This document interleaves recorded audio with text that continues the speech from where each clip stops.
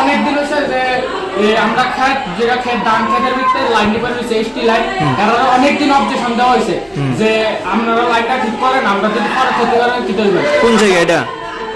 অনেকদিন হয়েছে, আমার কথা 7-15 দিন হয়ে যাবে লাইনটা করে দিয়েছে। কোন জায়গার মধ্যে এটা? মণিপুরি বস্তি ক্ষেতটা, আমরা রাস্তা লন ক্ষেত। তো আজকে আমরা বাড়ি একটা সমস্যার কারণে আমরা জায়গা দুটো একটা ব্যাপার হচ্ছে, তো আমরা ক্ষেত থেকে গেছি মাপ টাপ দেবো।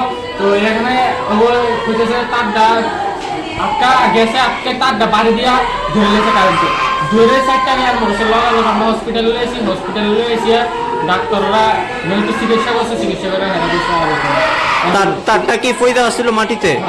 Main line.